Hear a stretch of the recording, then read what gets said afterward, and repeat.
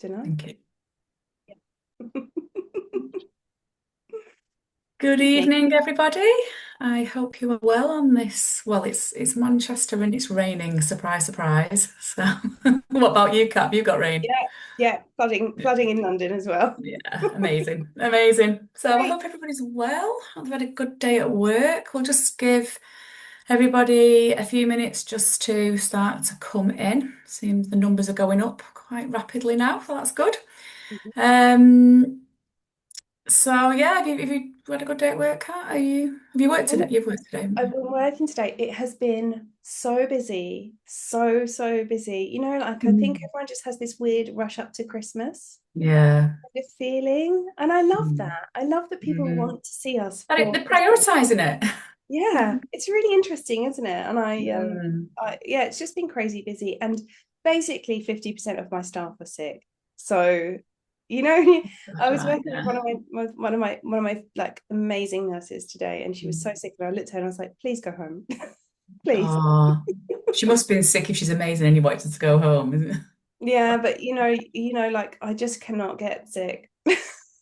No, well, this is it, isn't it? This us self-employed people have to Mhm. just get on with it Well, get on.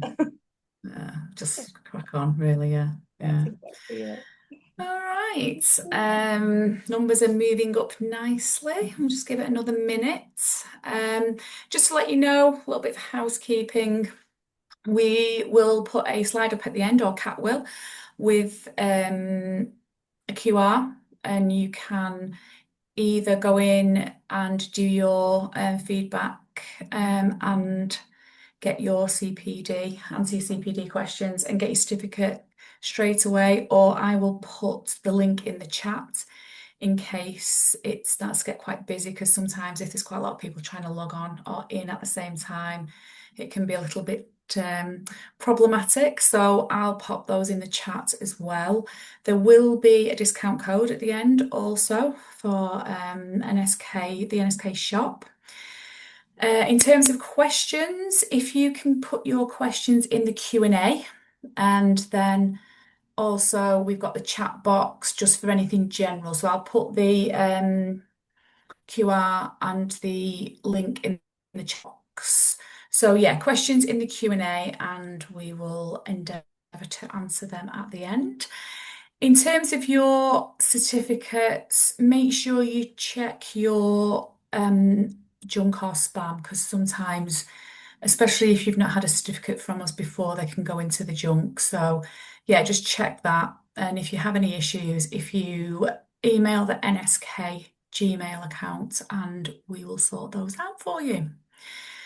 So I think we'll get started. So we've got the fantastic Kat Edney tonight, who is going to be talking all about powder therapy. And I'll do a couple of little slides as well, just so you know, I earn my keep. Oh, So snap. over to you. Well, thank you so much, Catherine. And I will just qualify that by saying we are so lucky to have you with us to talk about powder therapy in relation to implant maintenance as well. So we will get to that part, and I reckon that 90% of the people on that is what they want to hear anyway. So what we're doing really Amazing. is using you as the teaser. Um, Oh, okay, is that what it is? Yeah. That's the fun bit at the end, right? So yeah, welcome everybody. Happy Thursday. I hope all is well and everyone is good. And we're going to get straight into powder therapy. It's so good to see so many people online again. So amazing.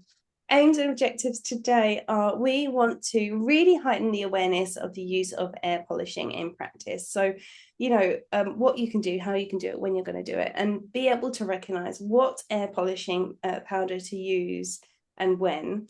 And also think about how you can promote air polishing with your patients and your colleagues, how you can talk about the uses of it with patients, and how you can extol the virtues of powder therapy as well. So we'll get to that today. Where did air polishing start? I mean, it is way back when in 1945 that Dr. Robert Black developed it as a form of dental technology. So Robert Black actually invented powder therapy as a way of cutting cavities. That was like the start of cutting cavities, and it was a way of being as minimally invasive as possible, but to actually cut rather than using a drill. And so obviously that has had to be fully refined down to the use that we see it today. And it was actually marketed way later in the 1970s by Dentsply as a stain removal treatment. And originally it was only for supragingival, right? It was only ever for sound enamel. Certainly wasn't as refined as we see today. But all the time we get these new powders, new technology coming onto the market, and there's just been such a massive growth in powder therapy. Now, I remember qualifying that I have been treating patients for 20 years now. And when I qualified, I remember going into practice, and the machine I had was a Cavo machine. And it was just such a mess. I mean, we are talking a long time ago now.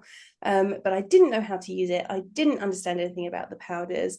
I didn't have a nurse to support me. And I just remember finding it so messy. But to be honest, I still loved it because it was so incredibly effective. So what is it? What do we mean when we're talking about air polishing? Well, it is really a jet of air, powder, and water. So you'll have all three of these things combining outside of the handpiece to effectively remove stain and biofilm. I've mentioned one product, but there's many on the market. There are so many different things. You know, if you rummage through your drawers, you might already have one, or you might be using one already in practice that you know a lot about, or you might be looking to get an air polishing powder therapy piece of equipment.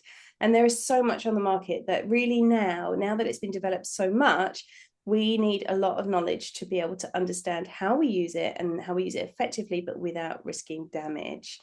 Lovely little slow-mo video for you. Don't we love a slow-mo? Of my very first air polishing equipment that I got from NSK. So this is a handheld Profimate that I got from NSK.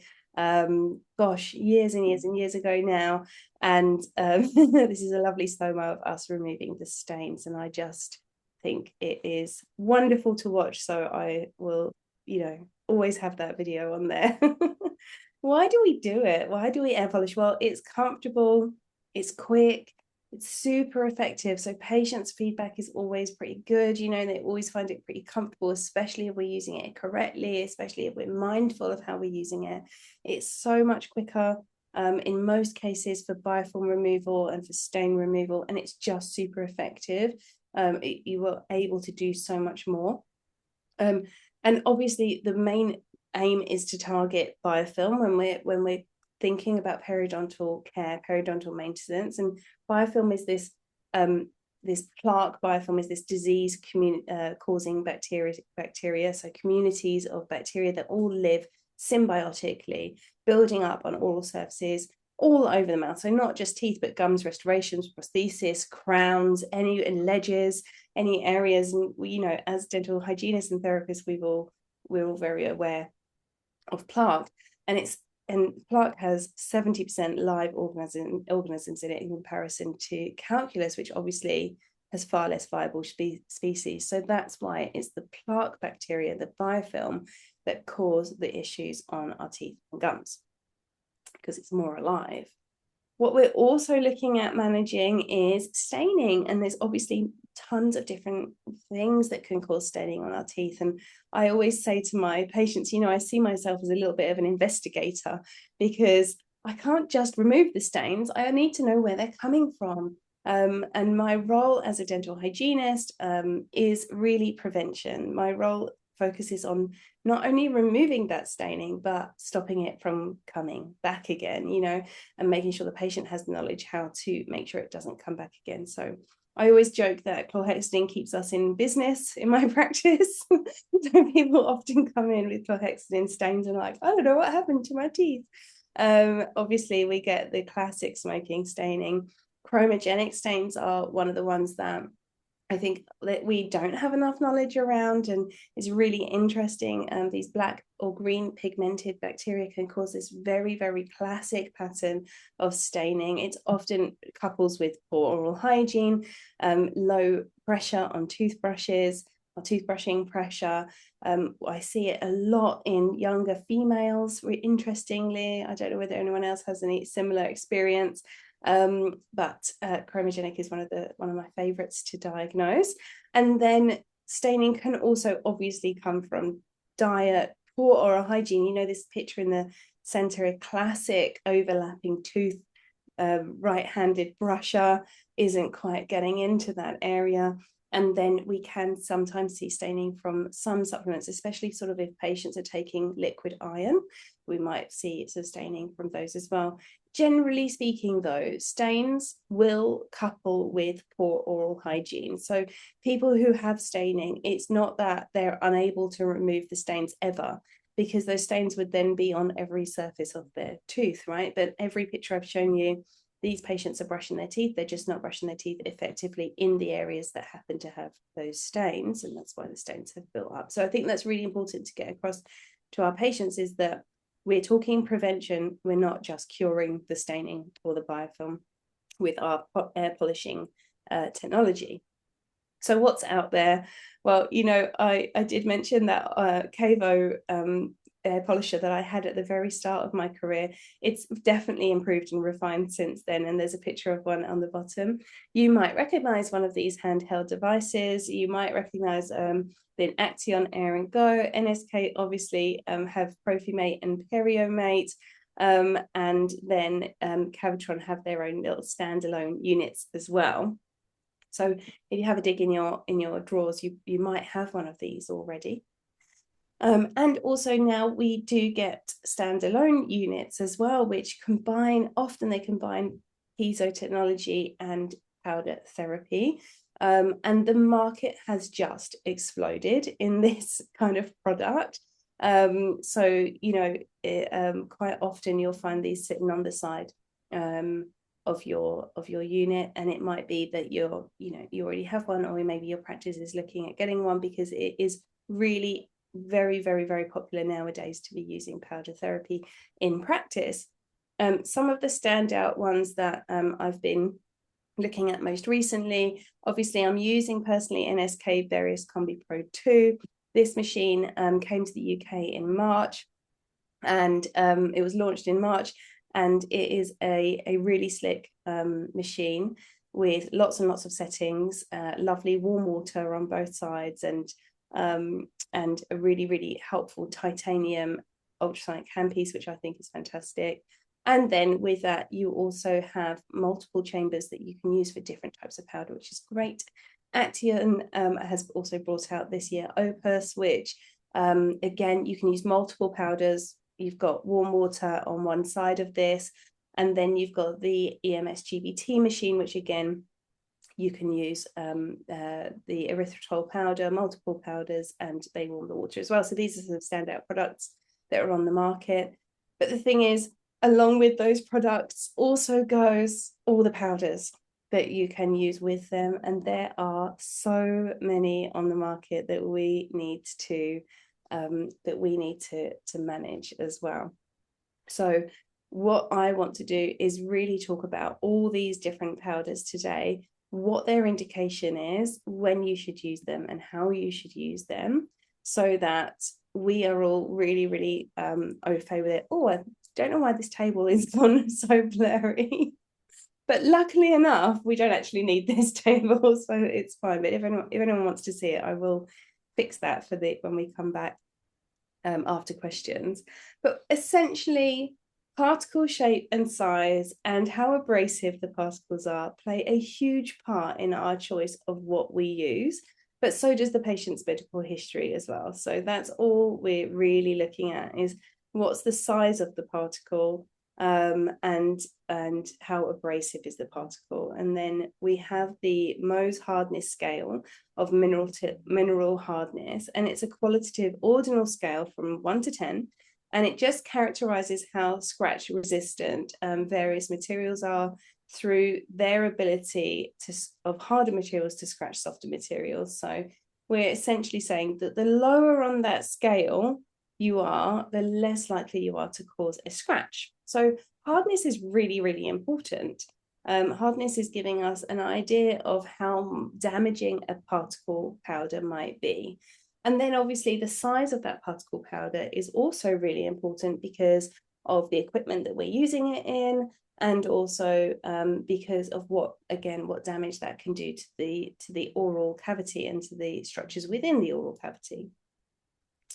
Now, from the start, at the very beginning in the 70s, the first powder that was used really, and the most common powder you'll see on the market, is sodium bicarbonate. And sodium bicarbonate is basically salt-based. Its average size, particle size, is around 74 microns, but they do really vary across brands. So it's super, super important that we understand what brand we're using as well. Depending on what machinery you're using, the particle size will have a play in what you can actually fit down the lumens of your powder machine, your air polishing machine. Sodium bicarbonate, being a salt, it has quite an uneven particle shape. So essentially, it will be crystalline. An uneven particle shape can sometimes mean it's a little bit more abrasive, a little bit more aggressive. Obviously, this would be contraindicated in patients who have sodium restricted diets. And being a large particle inorganic powder, it actually is also shown to cause damage to cementum, dentine, restorative materials. So for that reason, along with all the other inorganic sort of large particle, large format powders, these kind of powders should really only be used supragingivally, and they should only really be used on sound enamel. Now, I hope you're listening because I will test you on this later. Large particle, non-organic, non-dissolving powders should be used supragingivally only on sound enamel, okay? We've got another one that was developed because obviously with sodium bicarbonate being the first, but it having some restrictions, the next thing that was developed was aluminium trihydroxide. And you will find this often in your Cavitron Jet Plus product. And it was developed to be an alternative, but it often does have slightly larger micron size powder. So just be wary. Now, aluminium trihydroxide is different to aluminium oxide, which we use for prepping teeth. It is a different powder altogether. So don't worry that you're going to cut the teeth apart with this, but it is also slightly harder. And again, with that uneven particle shape. So it can, again, cause some damage to cementum, dentine, composite, luting cement. So again, with aluminium trihydroxide, if this is the machine that you're using, if you're using Cavitron Jet Plus, and therefore this is the powder you'll be using, then you need to ensure that you're using this supragingivally, away from gum margins, away from any dentine, away from any restorations. And then we also have calcium sodium phosphosilicate, and this is a bioactive glass. Now, this is quite a little bit interesting because bioactive glass, although it's actually got quite a high hardness, being a glass, and because its particle size can be quite large, you might be forgiven for thinking, right, well, Kat, you've told me that that's not to be used anywhere near dentine. But actually, there are lots of studies out there that show that silk can help to reduce sensitivity by adhering to dentine tubules. And that's because it's a bioactive glass. So this is a really very different composition powder, and something that is really interesting, something to look out for. But it is actually still contraindicated on restorative materials, you know, your composites, your GICs, and your luting cement. So silk is interesting, definitely if you're using the AquaCut or the AquaCare machine, which is what silk comes with. then it's well worth looking into the studies. There's one here that I've posted by Avijit Banerjee, who's super interesting clinician that I love listening to speak about how using bioactive glass can be helpful for dentine sensitivity. That's all very, very interesting one to look out for.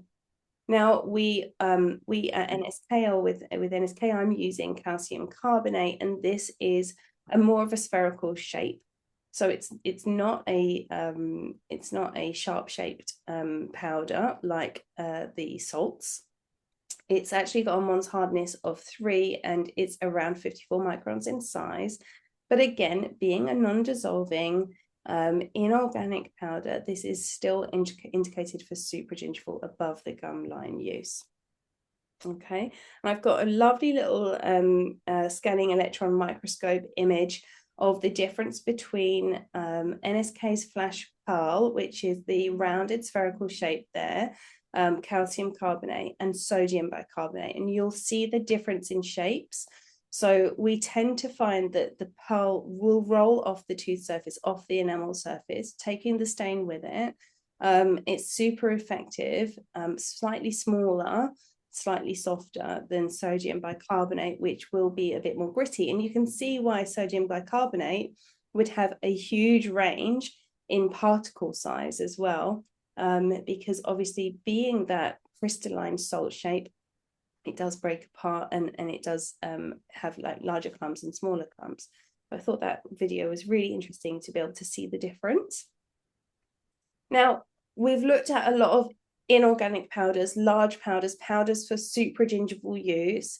Now let's look at what we can use on those restorations. So, well, Kat, there's loads of patients who have crowns, veneers, who have exposed dentine. I think it's very hard to have a day in a hygiene diary where you don't see a patient who has one of these things, right? It would be almost impossible to imagine that you'd have a whole day where you don't see a patient with exposed dentine, or you don't see a patient who has, a restoration on their mouth. So we now really need to look at what options do I have if I want to be using powder therapy. What options do I have in order to maintain my patients' mouths when they have restorations? And that's where dissolvable, organic, small format powders come into play. And these have been developed for that very reason of removing biofilm, of managing root surfaces, subgingival areas around your implants. So the first one to note is erythritol from EMS. And this is actually a sugar alcohol. They developed it into plus powder and it actually has an addition of chlorhexidine in there as a stabilizer as well. It can be used both supragingivally and subgingivally, and it's so small. It's only 14 microns, so it's super, super small, which is lovely. It means it will dissolve in water, but it's very effective for biofilm removal. We also have on the market tagatose, and this dissolves. It's about 15 microns with a hardness of 3, and again a sugar alcohol. It says in research, tagatose is an adequate alternative to gold standard glycine for air polishing and prophylaxis treatment.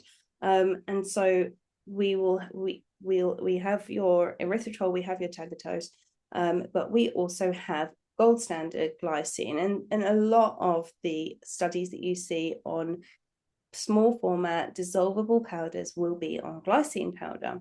Glycine is actually an amino acid. It's highly water soluble, and glycine is the same amino acid that we humans use to make protein in our body. So it's super biocompatible with human bodies as well.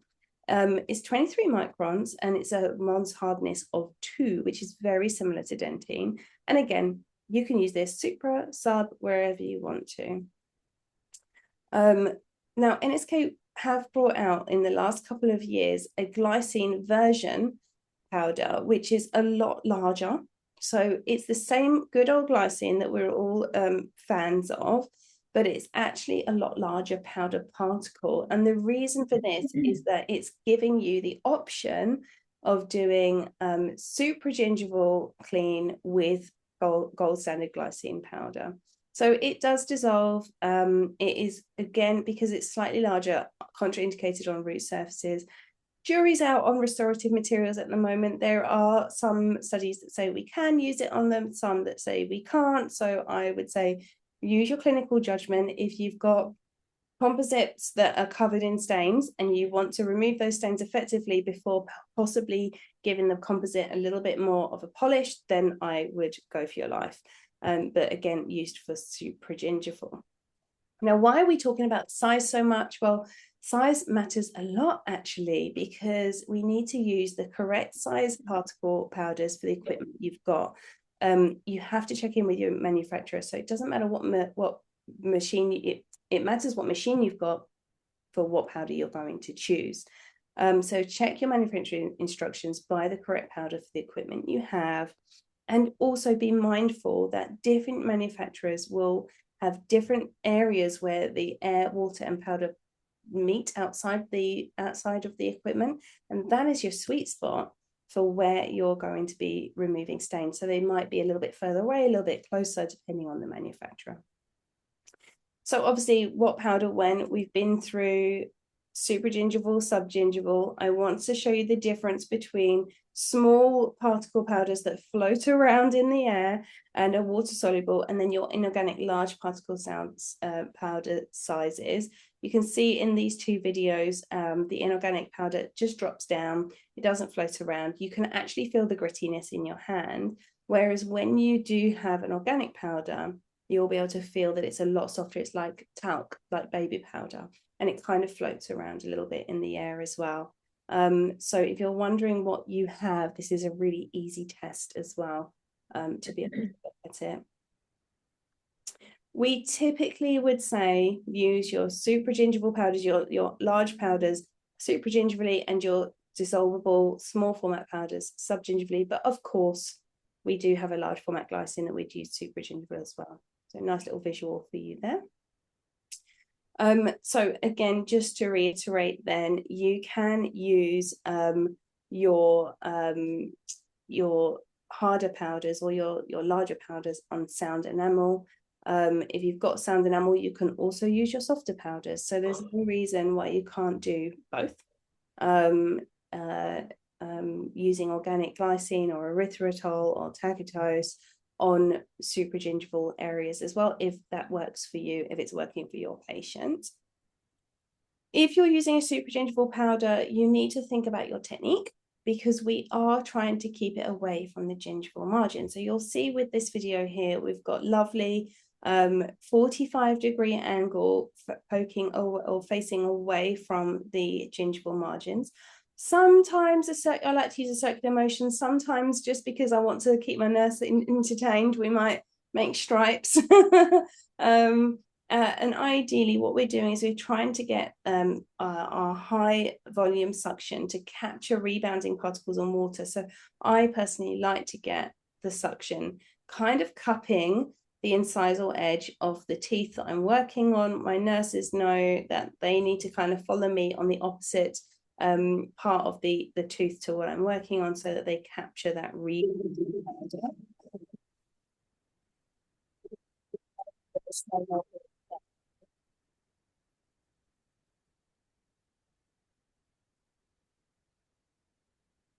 Love a slow-mo video. Love a slow-mo video. So large particle powder, obviously, it needs to be on sound enamel. You're going to move that nozzle slowly at distance of 5 to 10 millimeters. The closer you are, the more concentrated the beam of the powder, and so the more likely you are to really remove that harder staining. If you have a wider area that you need to clean, but it's just soft biofilm, then you can move away a little bit more, and you'll notice that you're a lot quicker. And actually, I do think, and Catherine and I have spoken about this before, that when we train people, we want to take our time and really show people how to do the air polishing. But actually, you really are looking at spending a few seconds per tooth with the air polisher. You really don't need to go crazy spending a long time with each tooth. It really doesn't take that long. With small particle powders, we can actually be a little bit more bidirectional. So you can go supragingival, subgingival. You can actually use the small particle powders on low settings on soft tissues as well. So you can use that on tongue, gums, palate, and really give it the whole mouth 360 clean. Again, it's nice to be working in sort of circular motion just to keep that nozzle moving at all times at least. And again, it's usually a distance of about 3 to 5 millimeters away from the tooth surface. But if you want to pull away even more, then you can do. I personally use subgingival powders around the gingival margins and for plaque and stain. So this is a glycine powder on a traditional glycine nozzle on NSK, although we do now have a more concentrated beam nozzle for the smaller powders. But I actually use this quite effectively for stain removal. Like if it's pretty young staining, then it will definitely come off really well with that. And with the new nozzle, I'll show you a case soon. And the new nozzle, I can get stains off very easily with that. You can also sometimes get tips that go onto your small particle powder air polishing devices that will help you go subgingivally into, pockets that have been treated that you're maintaining. So if you're maintaining a pocket and you want to clean on the root surface of that pocket with powder therapy, you can use a tip if you're going up to 5 millimeters. And obviously different manufacturers might have different suggestions on how far you can go, how deep you can go. So always check your manufacturer instructions. But again, with the NSK tip, it's about constantly keeping that moving, small circles along the root surface in the pocket for no more than 5 seconds and out again. And this is really important that it's for pockets that have already been treated and the patient has, come back and it's just maintenance that you'd use this on. I actually really also like to go subgingivally without the tip. So you find that you can actually clean root surfaces up to 3-4 millimeters without the tip anyway. So I quite like being able to do that. Most important thing to remember is the first side of it is what equipment are you working with? Because before you know what equipment you're working with, you're not going to know what powder you need to be using or looking at. So what equipment is it? And then obviously, once you've got that sort of consideration out of the way, the most important thing is to consider your patient and the patient situation. Are you looking to maintain enamel, sound enamel, or are there aesthetic restorations, implants, brackets, and attachments? And then is there a contraindication in medical history as well? And then after that, we're going to be choosing what powder. So supragingival, inorganic powders, harder, larger particle powders. Subgingival, we're looking at those that dissolve, those that are smaller. So here is a patient situation for you to look at for me while I have a sip of tea. And if you're able to get onto the chat, I would love you to tell me what you see, what sort of patient situation we're looking at, and therefore what kind of powder you think we would use on this patient. There's a lot of people online, so I'm expecting at least 1 or 2 people to be able to pop something in the chat for me.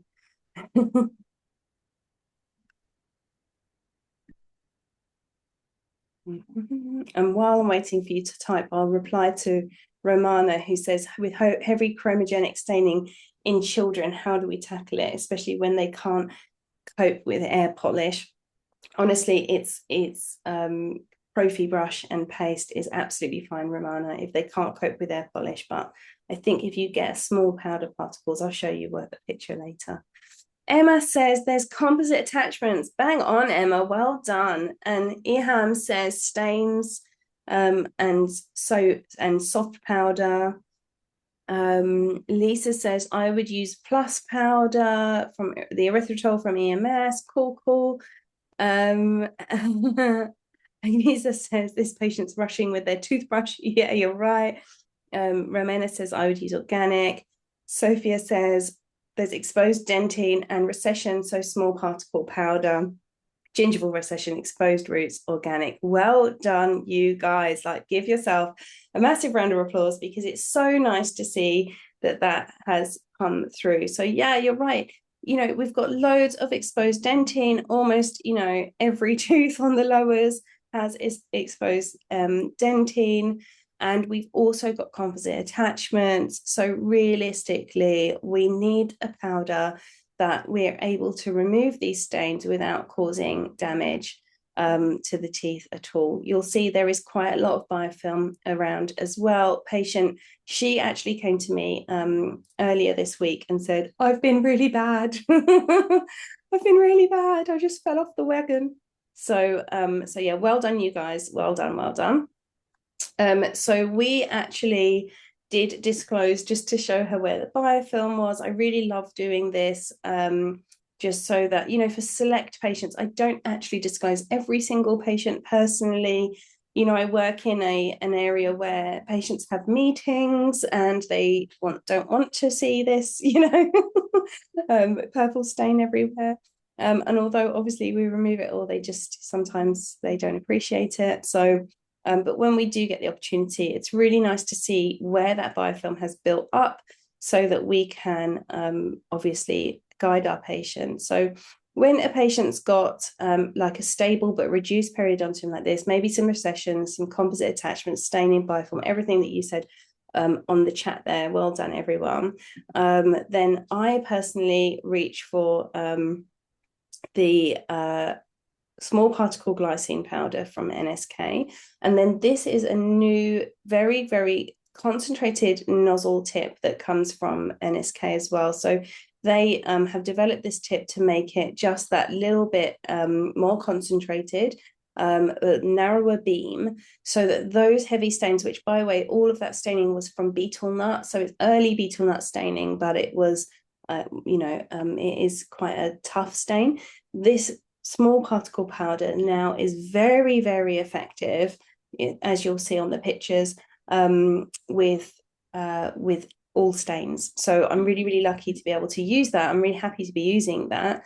Now you'll see a little bit of bleeding. So if you've got some gingivitis, then of course, if you catch the gum, even with a small particle powder, then you will see some bleeding. So just be mindful of being super gentle. And again, I actually still angle this away from the gingival margins because even though we're still cleaning the root surfaces, I like to angle it away from the gingival margins when I can, just to make sure that we're being as atraumatic and as gentle as possible. So this is a really nice one that came in this week. I thought I would show you. And then we've got an ortho case here. So would you like to jump on and tell me if you've got brackets like this? Oh, Lisa, thank you. She said great results. Oh, thank you. That's really nice. Thank you. So we've got an ortho case here. Do you want to jump on and tell me what powder you would use?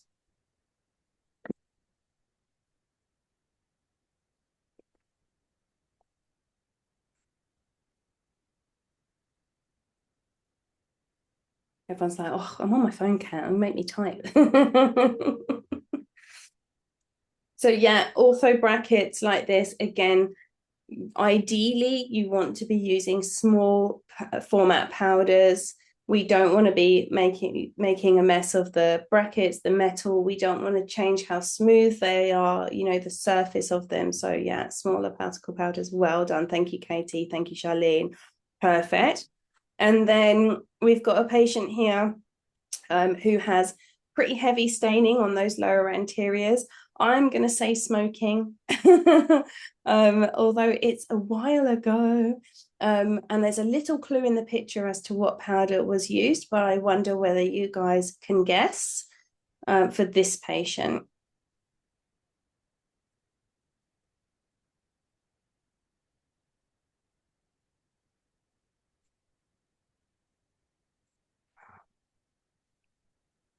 Yeah, Alison said classic, non-dissolve.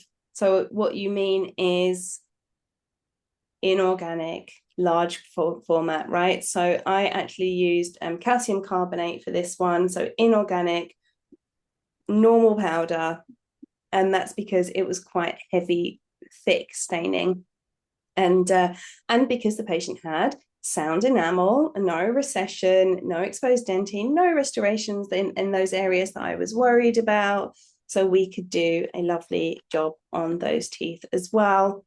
Similar story, attachments. This patient actually, again, with attachments, it depends on, are they staying? Are they coming off? Where are you at with your Invisalign journey? Because we can say, oh, it's attachments, you have to be very, very careful with them. But actually, with composite attachments, if they're at the end of their Invisalign journey, or if they've got heavy staining or lots of biofilm, personally, I use the large format glycine powder for this patient because those attachments aren't staying. And then for little ones, I would only, if I'm going to air polish it, they have to be happy to tolerate it. I always use it on very low settings, and I will only use the low format glycine powder on little ones, little people. Look, I didn't even make them have lip retractors for their pictures, because again, I actually think it's easier to tolerate a small particle powder jet wash on their teeth than a lot of the other things we do for them anyway. So really nice for little ones be using that. And again, similar story for any patients that have got sort of sensitivity or a bit, uncomfortable, root surface exposed, those sort of things. So a lot of those cases were done with the various Combi Pro 2. So I am using this machine now. It's got loads of different settings, so I really love that.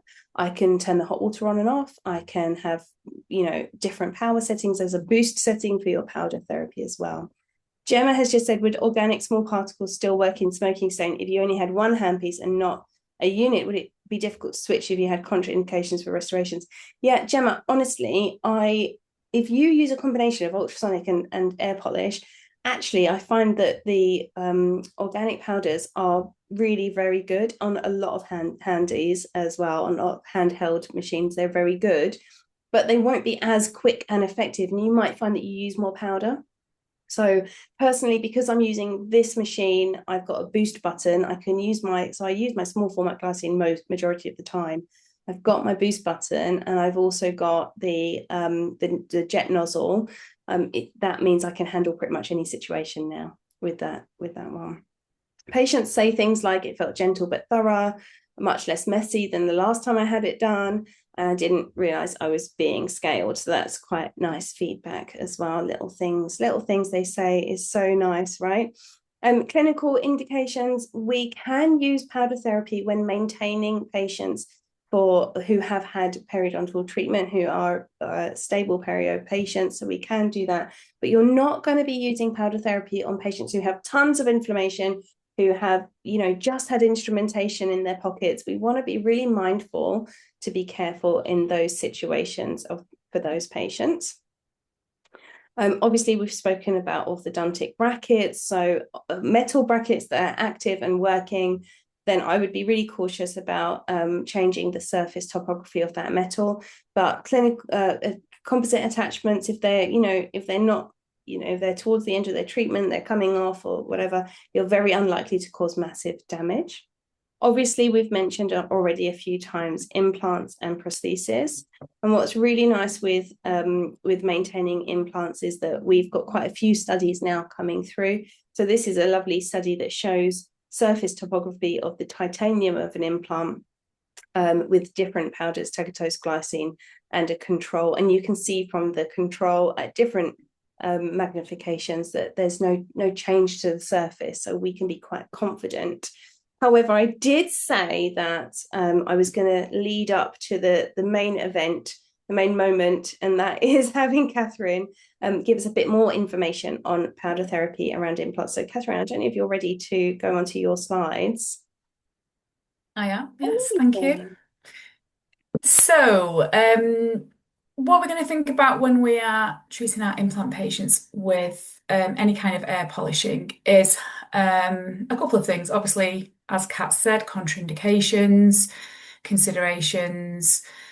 And if we're looking at guidance, we're looking at the S3 guidelines, which are 2023, and they look at diagnosis. So you need to be able to accurately diagnose your implant patients to be able to then formulate a treatment plan and decide what kind of mode of instrumentation you're going to use. There is a fair amount of chopping and changing between the diagnoses, and what I would caveat the guidelines with is that they're they're there and they're great to follow, but we still don't have a really good body of good, unbiased, credible research. So when you look at how the S3 is formulated and they ask these PCOS questions and then they give an answer with the reason why they've given that answer, the evidence in these situations is generally low or moderate. Whereas if you look at S3, stage 1 to 3, our perio guidelines, pretty much it's really well evidence-based. All that is to say that I'm going to tell you what the guidelines say, but watch this space because we may have changes to it. So we're going to look at morphology because we've got a lot more surface area quite often with our implants. So we've got to think about also the different structures that make an implant up. So you've got the threads, which is we would call the implant body, which hopefully is buried and you're not going to be cleaning it or seeing it. Unfortunately, that isn't always the case. You then obviously have the implant abutments and the restoration. So we need to be thinking about something that's going to really service all of those areas of the implant. So if you want to move on to the next slide, Kat, that'd be great. Lovely. So Kat did mention this before, and it's pretty much the same as a tooth in that we are, if we're using the right powders and with our implant patients, we are only using our so our small particle size organic powders. That used to be really easy because it used to be glycine and erythritol, and then unfortunately NSK threw the cat amongst the pigeons and made a large particle size glycine. So when you go into practice or if you go to a new practice, just make sure that you know what powder is going into the machines that you're using and making sure that you've got the right particle size. And you can direct at any part of the implant. If you look at the last picture here, you can see that the handpiece is sort of dipping underneath, and that's trying to get the area of the prostheses, where sometimes it's, with a bridge or an all-on type implant, you can get under quite well. But even with a single implant, even an anterior, you will have much more space around it. And I think that's 3D. So you're going to get all the way around. So what you'd like to see is some bubbling. If you're going from the buccal on the palatal or the lingual, you want to see it sort of bubbling underneath so that you know that you're getting some biofilm disruption underneath the implant. So we can move on again.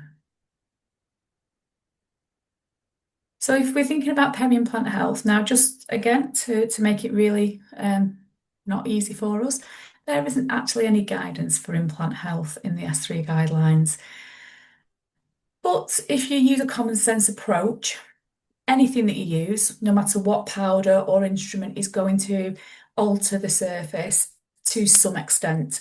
So let's try and be as minimally invasive as possible. We don't want to be altering that surface. We don't know if it actually makes a difference or not. We used to think scratching implants, that's a big no-no, use plastic instruments, etc. But actually, we don't know if it makes a difference. But the law of averages would say the rougher a surface, the more likely it is to attract biofilm. So we would say for implant health, we're going to be air polishing with low particle size powder.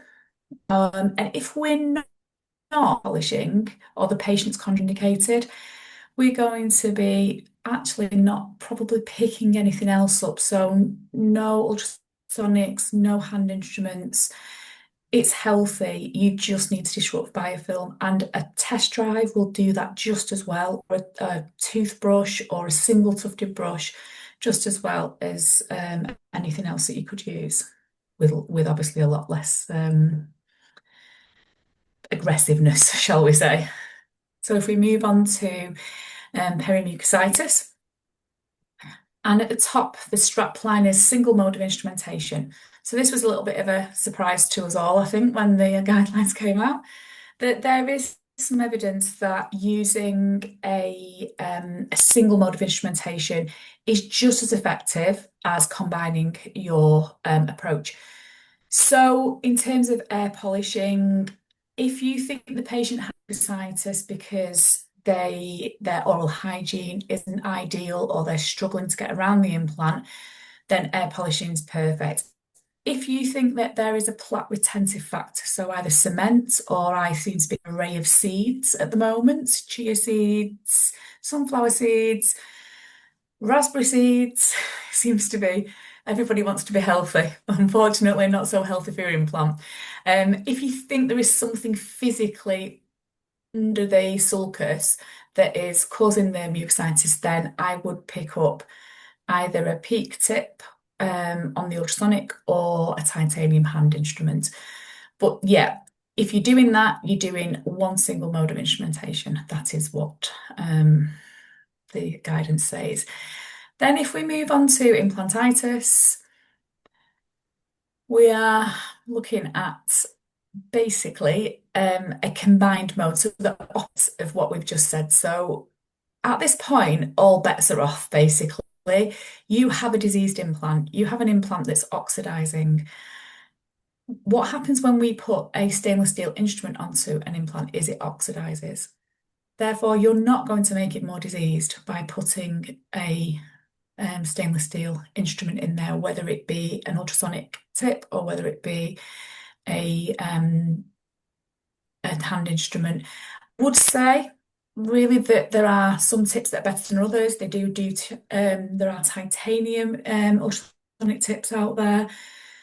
The hand instruments that are titanium are designed for implants. They're a better shape. So personally, I would use those. We are not air polishing. We're not indicating any indication for air polishing. And then in the S3, air polishing for, so I don't, I've probably not worded this very well. So super air polishing for mucositis as a single mode of instrumentation, but not for implantitis. And we, as Kat said before, are only using our sub tips if we have when I say healthy implant, what I mean is a healthy implant maybe that has been treated for implantitis and you've got the golden ticket and you've managed to stabilize it. It's really difficult, but it's possible. The other indication is if you have a healthy implant, you are able to get the submucosal, or you can get submucosal without causing trauma, and the patient has a very long abutment, like say 5 millimeters plus, and you feel like you need to get down there and disrupt biofilm. But again, these are really sort of outlying patients. They're not your general run-of-the-mill patients. So subgingival, submucosal air polishing is a maintenance tool only. So we are not using it for any disease at all. And I think Oh, I am done. thank you so much, Catherine. Honestly, it's like it's just Oh, so sorry. it's so helpful because it's just something that, there's always so much misinformation around Yeah. implants. We've had so much. I mean, I remember the very first implants going in my practice, like 17 years ago, and the dentist being literally coming in and being like, never touch that implant, never. Yeah, yeah, yeah. You just I mean, yeah, I would freely admit that when I first started treating implants, I over-treated them. I mean, it was actually Jenny that said to me, you don't need to pick your hand instrument up. I said, I know, but I feel like I have to. This was before we used air polishing or anything like that. And I just felt like, oh, I really need to. Whereas now I think I've got the confidence, to do all of that monitoring and all of the assessment and actually say to the patient, and it's tagline now, implants don't need more PMPR. I mean, no, don't say PMPR to the patient, but you know what I mean. Mhm. They need more monitoring. They need to intervene if we see disease.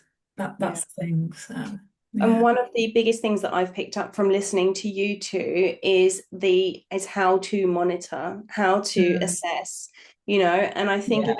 if anyone's interested in learning more about sort of about looking after patients who have implants, it's not really about implant maintenance, is it? It's about No. looking at the patients who have implants. Mm. And we've got to remember they're attached to a human being that needs Yeah. to have the knowledge and the understanding as well.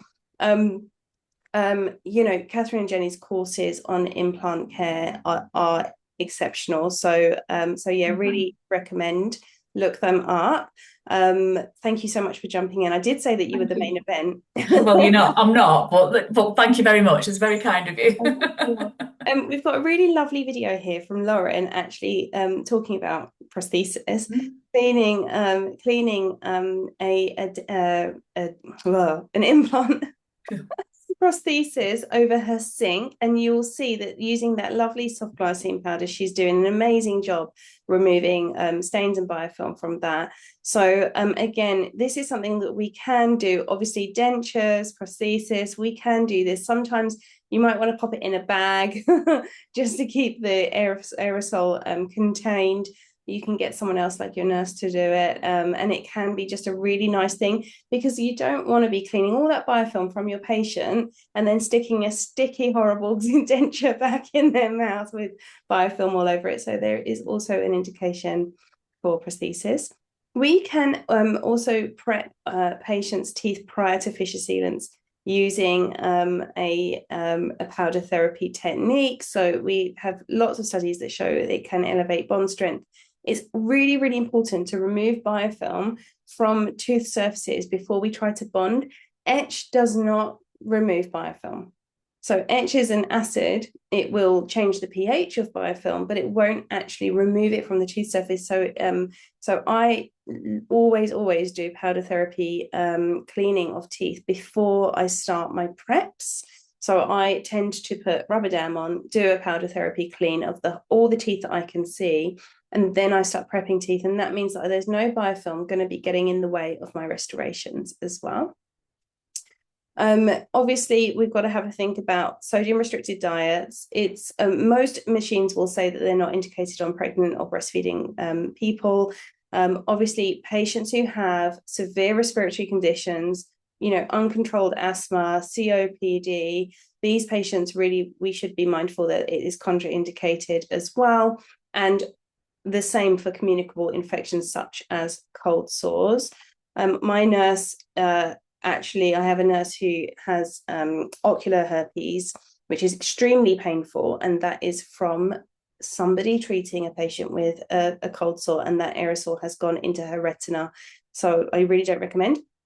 Post-op, we are suggesting no tea and coffee, no smoking. I like to apply fluoride after using powder therapy because I like to think you are protecting that tooth surface where we've just removed all that salivary pellicle, but that will reform within the hour. So I always say to my patients, no tea, coffee, no smoking for at least 20 minutes. Sometimes longer if I think they're about to go and have a cup of black coffee, because 20 minutes gets shorter and shorter. And personally, I'm using Floris at the moment, which is a fluoride foam from DMG. I'm using that one at the moment because it's so easy to apply and so easy for patients to tolerate. It's not sticky and it doesn't sort of feel like it stays in their mouth. But if you don't have anything like that, then it can also be just one of those toothpaste samples we've all got knocking in the back of the cupboard, and you can use that on the patient's teeth. Or I really like Curacet Bioschmolto as well as a fluoride replacer. So that's a really nice one you can use. Obviously, we've mentioned it a lot, but just to go through it again, we're not going to be using powder therapy subgingivally after non-surgical periodontal therapy. We won't be using it when there's lots of bleeding from the pocket or areas with suppuration, and certainly not on perio-endo involved teeth. we need to be really careful of these situations because there is a risk, as there is with any air producing machinery that we use in patients' mouth, of emphysema. And emphysema is this really rare condition that can arise from aerosols during air polishing, getting subcutaneous. So you'll have this air that gets pushed in subcutaneously. It creates a swelling, cracking, pain, instant on the patient, instant tenderness, and they will feel cracking and soreness. It needs antibiotic treatment, so you must liaise with your dentist, and they should be taken to hospital to be and have observation if their symptoms don't go away after 30 to 60 minutes, okay, or if they should completely go after 48 hours with antibiotics. So really important to be mindful of emphysema. Now, studies that we have, and there are not enough, don't suggest that it's very, very common at all. But I don't know, I think it probably is more common than we are aware of. And I think we should all be very, very mindful to be careful with our patients. Certainly anyone with big pockets, if you've instrumented the pockets, if you've got bleeding suppuration, then I would not be reaching for my powder therapy machinery. Obviously, we want to make this a patient-centered approach. So obviously be aware of the medical suitability, clinical suitability. Give your patient education on prevention and maintenance to stop these stains coming back, stop this biofilm coming back. There's no point in us removing it only. We should be stopping them from developing it. Use the air polishing powder with the system that's suitable for you, your surgery, your patient situation, and then your fluoride and your post-op instructions. For clinicians, obviously, it is also really great for us as clinicians because it's safe, reduces our repetitive motions. If you're charging extra, it can improve your financial situation as well. I would say nursing assistance is ideal for powder therapy. Now, I have plenty of videos of me doing it without, but it's not great for the back. And as I said, I've been treating patients for 20 years now, and I want to do another 20. So I personally insist on having nursing assistance. All powder therapy products need maintenance. There's not one on the market that's going to say to you, yeah, we're bulletproof and it's not going to break, it's not going to clog, you don't have to touch it, you don't have to do anything to it. If they say that, it can't be true. All of them need maintenance, and this will be things like making sure it's dry before you put powder in, common sense things, making sure it's dry, making sure that the powder isn't clogging in there, cleaning it out on a regular basis, sterilizing it obviously in between patients.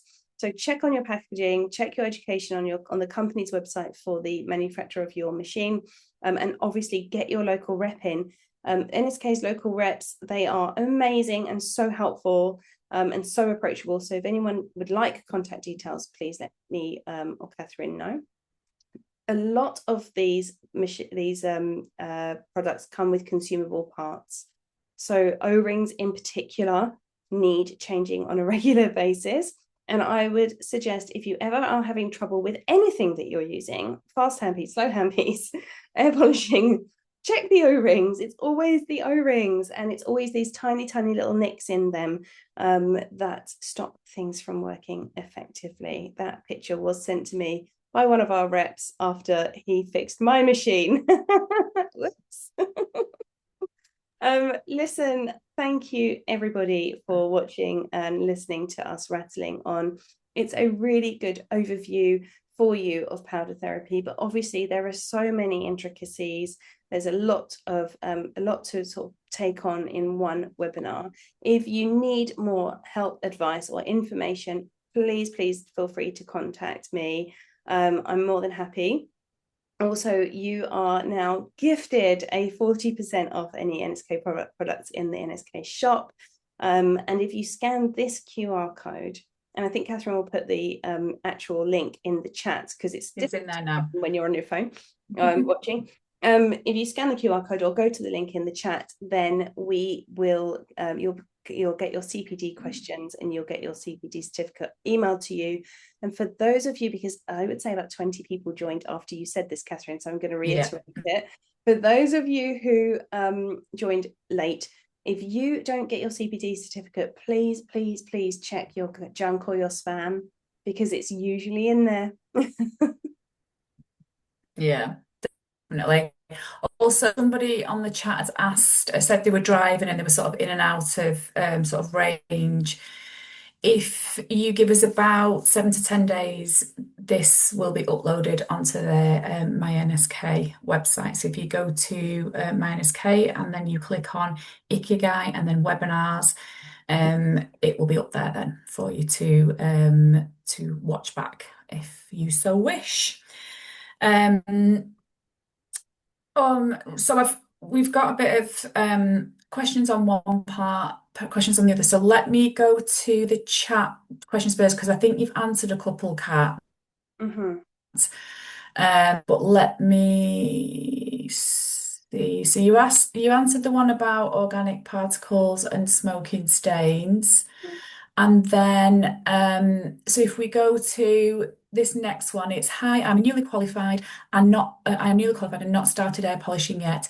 Is there a list of contraindications of each powder in terms of medical history? For example, glycine may be contraindicated on patients with PKU. Thank you.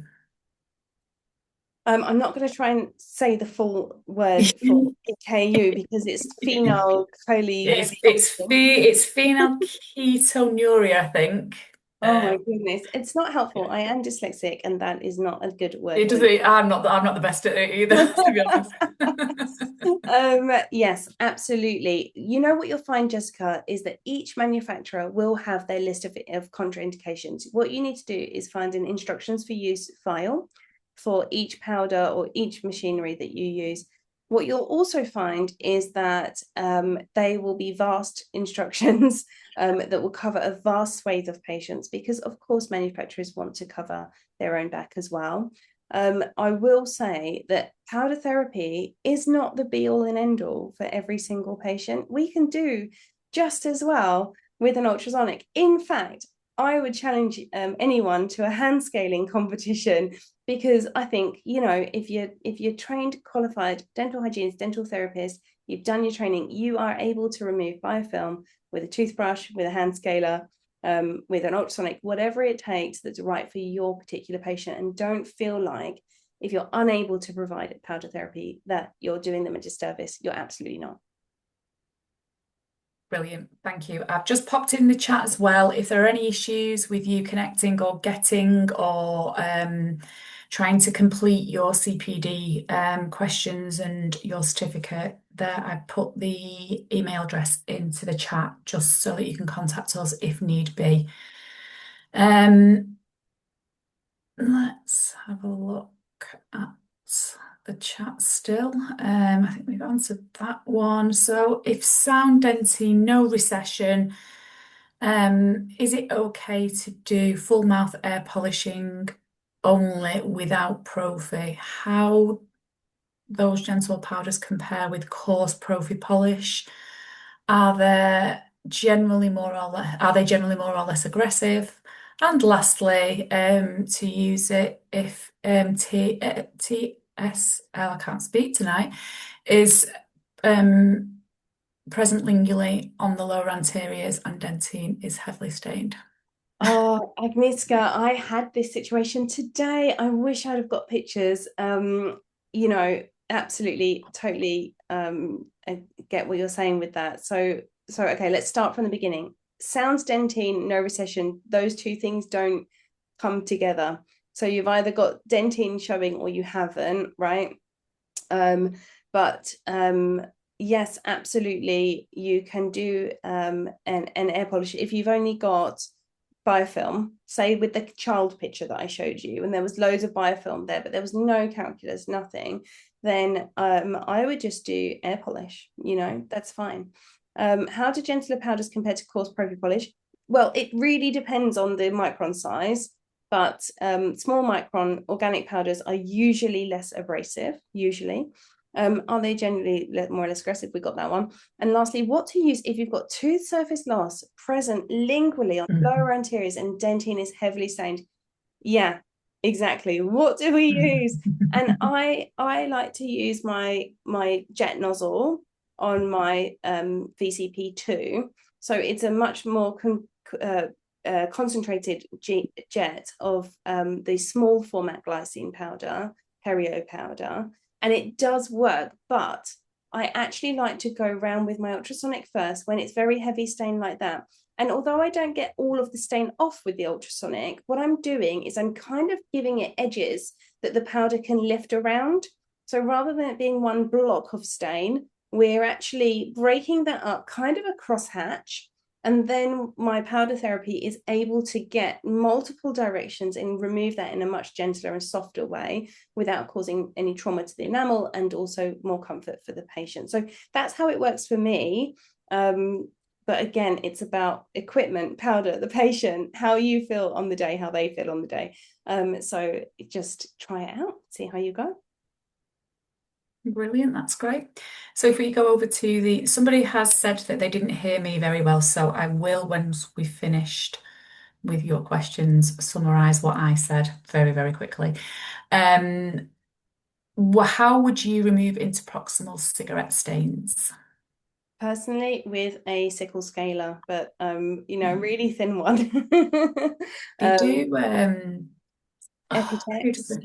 you can do Yeah, Epitex. I sometimes use Epitex. I think American Eagle and I don't know whether PDT do.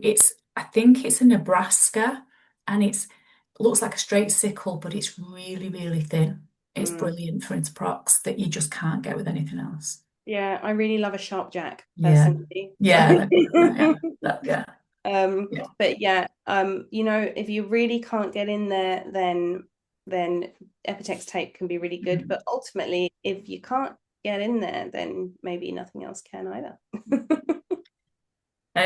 Where can I buy the disclosing solution? Oh, all over the place. TP does disclosing solution. That's a really nice one. Young's does disclosing solution that's Mm. tricolor, and I really like that one as well. I'm not wedded to one, but I do like disclosing solutions that have multicolor, because I just think it's more interesting for patients if we can talk about, the acidity of the plaque, and therefore how long it's been there or how virulent it is. Mm. Yeah, I like that one. It's good. You're testing me tonight, people. I've got ones in the chat. I've got ones in the question answer. So the one in the chat about the link for the interproximal scaler. Gemma, would you be so kind to email the NSK Gmail? I do have access to that, and I will send you the link via that. Anybody else that wants it, I hope I'm not going to get a million now. Um, I will send you the link for the options that you've got. Um, okay, so which powder scaler tip combo for beetle stains, and how often should beetle nut chewers come for treatment, and what is the cancer risk conversation you have? So I work in Canary Wharf, which means I've got this really weird mix of London's most affluent Mm. working population, and Tower Hamlets, which is London's least affluent area as well. And we actually have a huge Bengali population across the two, and there is a lot of betel nut chewing. Now, I have seen a huge reduction in that over the years that I've worked in the area, so it's becoming less and less common for me. But I will say that that conversation is never easy, because firstly, I think it's not just a physical thing that someone does on their own. Betel nut chewing can be quite a sociable thing that people do. It's a family thing, and it's a sociable thing, so it is a really difficult conversation. But what I do is just lay it out very, very, plainly, and I say, these, not only is chewing the betel nut causing you the fractures in your teeth and the brown stains on your teeth, but also it's putting you at a very high risk of oral cancer. And for that reason, really recommend that you stop chewing betel nut. And I'm more than happy to support you finding help with, your GP or other essentially stop smoking services who also cover chewing palm and betel nut. So we talk about that. Now, when it comes to actually removing that betel nut staining, I like to go for an ultrasonic tip that is has a wide base. Basically, we want an ultrasonic tip that's a little bit more robust. We're talking supragingival only, maybe slightly into the sulcus, but we don't need too much. And I actually use them on moderate settings. I don't use them high, moderate settings, but with a wide base, so that we've got a sweep action that can happen and that removes those stains a little bit better. And then when it comes to powder therapy, obviously you saw that picture of my patient who had very early betel nut staining. So she had fallen back into it in the last 2-3 months. And you can see it's just that very early. And I'm instantly on it because it's got that like red tinge to it. So you can tell it's betel nut. With that, I didn't need to use ultrasonic at all. That is just powder therapy. But if it's the black, red, and it looks like a shell, then I'm actually just going to go with my ultrasonic and spend time. Coming for treatment, usually I find after we've done that initial clear up of the very dark stain and the shell-like stain, I usually find if they start coming sort of first 3 months, then we see how they get on, maybe 4, 5, 6. I tend to push them out longer and longer. And we also tend to, because we have the conversation so much, see them reduce their betel nut chewing as well, until something happens, like they have a big family event and everyone's on it. This is it, isn't it?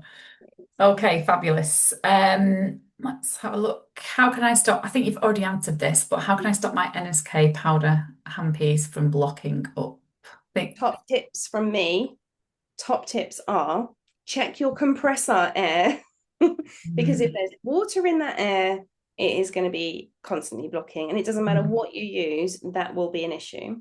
The other thing is switching from one powder to another tends to be a concern. So I'm really sticking now to using, in my supragingival chamber, I'm using the large format glycine, and in my subgingival, I'm using the small format glycine, and I'm not really using, calcium carbonate so much now.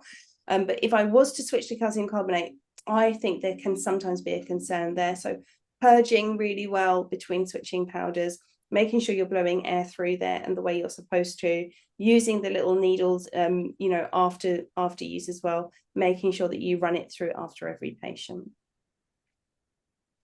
Brilliant. Great. On the sort of more or less the same note, what settings do you mostly use for the Verios, and when do you change them?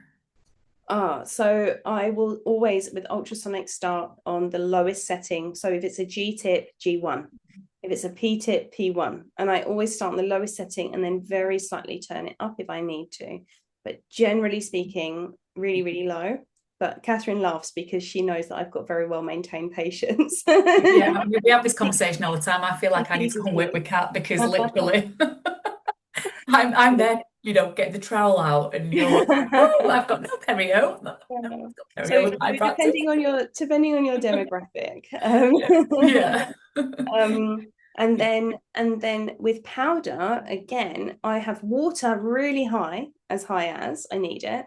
I very rarely turn the water down on the powder. It's really high. And then the powder on really low. And we just, again, pop that up, up, up, up. And it's really nice because the control's on the foot pedal. So I don't have to be constantly reaching. I'm just popping it up secretly under the patient's head until I'm happy with the power I have. But always start low and move up after that. Brilliant. Are you all right there is absolutely loads of questions. You want to answer a couple more, or are you? Let's do a couple more. Okay. So we've got I think this will probably be a quick one, so I'll ask you this one that's in the chat. Can you use glycine powder in the Profimate? I normally use flash pills only. Thank you for answering my question. You absolutely can use the larger format glycine in there, so soft pearl. If you want to use the perio powder, then it will go in there and it will go out of there and it won't clog and all of that, but you will lose so much powder because it's a wider lumen. So Mhm. basically, double the amount of powder or more is coming down there, and you'll sort of like find that it's just really loads of powder in the patient's mouth. So although it's okay, it's not really effective. It because the lumen is too wide, you haven't got the power behind it to make that powder effective. So, and also you're losing a lot of it. So I would recommend not using the perio powder in the Profimate, but getting the Periomate, and it's amazing. Great. I What's your favourite disclosing solution? I'm trying to go with ones that are quick to answer. don't even know the name of the one I've got at the moment. I really like it because it's in a bottle. I Okay. don't like waste. I think the one I've got is from Young's at the moment. What's the name of the Young's one? No, I don't know actually. I use the sponges, but I think they're called rondels. So they're sort of like the EMS sponges, but cheaper. I shouldn't really say that, should I? The EMS sponges are just as good. Pull out for a bargain, that's fine. Well, my practice is, yeah. Um, is the titanium handpiece compatible with the old Verios? Do you know, I actually don't know. I have tried to find this out while we're on the webinar, and we will find out for you. So whoever asked that question, if you would be so kind, just to email in and just remind us of the question, and we will find the answer out for you. The reps will know. The reps will know. Yeah, yeah, Yeah. yeah, yeah, definitely. Let's have a see. And then somebody is asking for trial. Alison, again, if you can email us, and Angela is your rep in Scotland. She's brilliant, and we will pass on your details, practice details to Angela, and she will sort a trial out for you for whatever you would like to. Um, oh, there we go. Young's two-tone disclosing and rondels. Thank you, Jill. Knew Oh, you'd know. perfect. Yeah. And then there is one. It's a little bit off-piste, but how do you get your perio patients accepted for London hospital specialist referral? Well, you don't have perio patients, so Um, well, actually, there are some published requirements, but I'm actually really, really lucky that one of my dentists with special interest teaches in one of the hospitals in helps. Bath in the London. And so she will always, do the assessment and do the referral with us. So it will, generally be okay. The requirement is they have to have had 2 rounds of non-surgical with Yeah, us that's us. with full, I'm not 6 point pocket charts, but comprehensive periodontal examinations. So we're talking recession, part, bleeding scores. And if you show that you've done that work, the patient has tried their best and there's still unresponding sites, they do get seen. I also recently had a patient seen on the NHS for grafting, which was a mind blow Oh. moment that they Mm. accepted that case, and she's had half done and she's got the other half coming after Christmas. And again, that was a case of I sent her to a couple of specialists who we know very well, and they were like, "Yes, it's possible, but it's expensive," sort of thing. She asked for an NHS referral. I referred her into the teaching hospital at Guy's, and they took it up and said, "Yeah, she's a perfect case for us." So just try your arm sometimes. Yeah. Where I am, we have to have 2 rounds of non-surgical therapy with local anaesthetic. Even though S3 says it doesn't make any difference whether you use local anaesthetic or not. But It's about the it's always, quality of the PMPR. it's always antiquated. So all different. I will wrap things up now just very quickly for the lady that didn't hear what I said. We're looking at the guidelines. We're looking at the S3 guidelines for implants. Um, there is no guidance for health, but it's going to be probably the least invasive thing you can do apart from using maybe a toothbrush, air polishing. So you would use your low particle size glycine, erythritol, trehalose tagatose powders. If you are treating mucositis and you think it is because of oral hygiene issues or it's biofilm led, then you can use your air polisher with the same powders as a single mode of instrumentation. So they think that using a combined approach there is no gain in that. So single mode of instrumentation, you can use air polisher super gingivally, and obviously that super gingival air polish will go around 3-4 millimeters subgingivally. And if you are treating implantitis, you're not using any air polishing at all unless you have stable implantitis. But for actually active disease in terms of implantitis, you are not using air polishing. Hope that helps. And if you need any more clarification, use the email and we will get back to you. Thank you so much, Kat. It's been an absolute pleasure. Sorry to keep everybody and you until 5 to 9. It's been a long one. And thanks, we've still got a fair number of people on, so thank you so much for your attention. We really, really appreciate it. If you want to see any of our other webinars, you can log on to my NSK.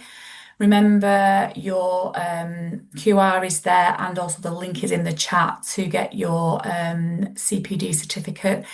Make sure that you check your spam, your junk, because they do quite often find their way in there. And obviously, if you want to take advantage of the 40% off products, then that would be amazing. And yeah, I think that's all. Last thing to say, I guess, is Merry Christmas, right? Oh gosh, yeah. Wow, my word, yeah. Now, didn't that come round quickly? Way too quickly. Yeah. So thank you for all your lovely comments, because we've had some really nice, thank yous, and it's been very helpful, Kat, and really informative. So everybody's been really positive on the chat. So well done. Thank you. That's great. And I'll say good night. Good night, And everybody. hope you have a nice rest of your night. Okay, take care. Bye. Bye.